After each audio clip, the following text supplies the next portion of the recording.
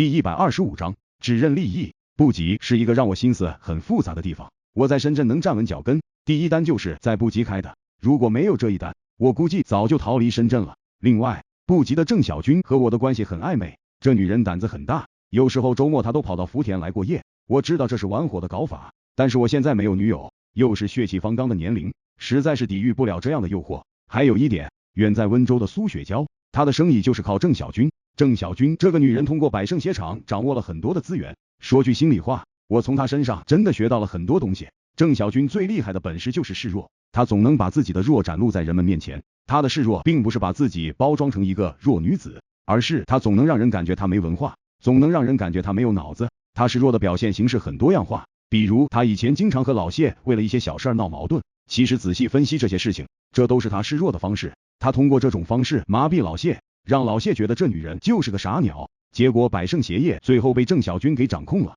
他老谢被老黄调到广州去了。我以前觉得老谢去广州肯定是老黄起主导作用的，我后面才知道这件事没有那么简单。老黄手底下养这么多人，这些人之间的上上下下其实有一套规则。老黄把老谢和郑小军放在一个厂里面，是一种引入竞争机制的搞法。结果在这样的竞争之中，郑小军后来居上，把老谢给碾压了，老谢才不得不退广州。我跟郑小军接触的时间越久，就越了解这个女人，了解了之后才明白，女人这种生物实在是厉害，在任何时候千万不要小瞧女人，她们的厉害比男人还多了一层伪装。在不急，我们躺在床上就聊到了老彭的事情。郑小军道：彭哥这个人还是值得结交的，在深圳像他这样的人不多了，你既然看明白了这个局，你能帮就要帮。深圳这种事情比较多，见怪不怪，做生意嘛，大家目的都是赚钱，用什么招的人都有。我给自己点了一支烟，开始梳理这件事。唐耀华先是以商会为由头和彭洪波接触，彭洪波刚刚把商会搞成功，正是志得意满的时候，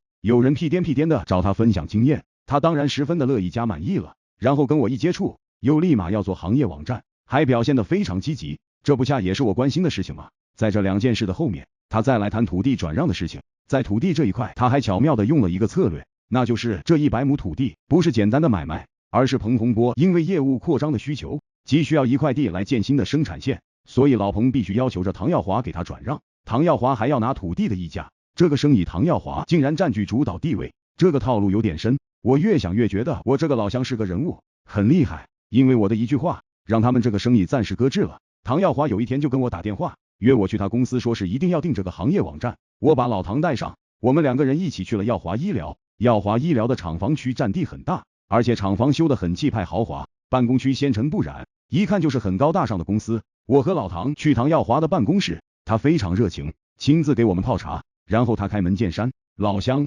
我下定决心了，这个行业网站我做，而且决定跟你们做。我实话跟你讲，对这个项目我比较重视，之前除了你们公司之外，我还联系了其他的公司，但是最后还是你们的实力最强，我决心跟你们做。老唐很高兴，连说谢谢。他拿出合同开始填写，而我左右看了看，道：老乡，那天你不是买了一幅字吗？怎么没看见呢？我这话一说，唐耀华的脸色就变得古怪了。我低头喝了一口茶，瞟了一眼老唐填的合同，我把合同拿过来，递给唐耀华道：老乡，你签个字就行了。行业网站我们基本都是制式合同，目前我们已经服务了几十个客户，没有出现过任何合同上的问题。唐耀华拿着合同，他看了看我，道：老乡，我有一块地，本来准备转给老彭的，这事儿你知不知道？我一听就知道事儿来了，什么做行业网站这些那都是由头。唐耀华找我真正的目的就是为了这一块地而来。他这一块地100亩，按照市场行情价价值700多万，但是他卖给老彭准备要1200万。现在这个事情黄了，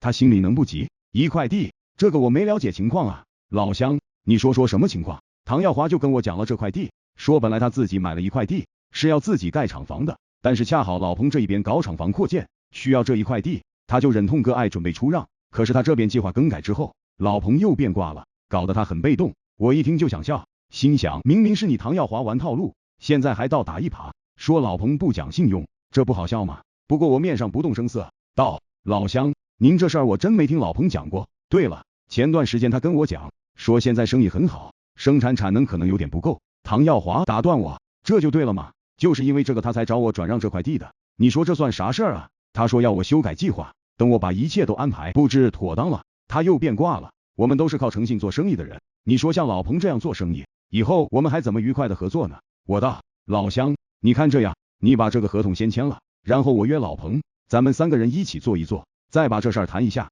你看怎么样？唐耀华盯着我，我还是一副云淡风轻。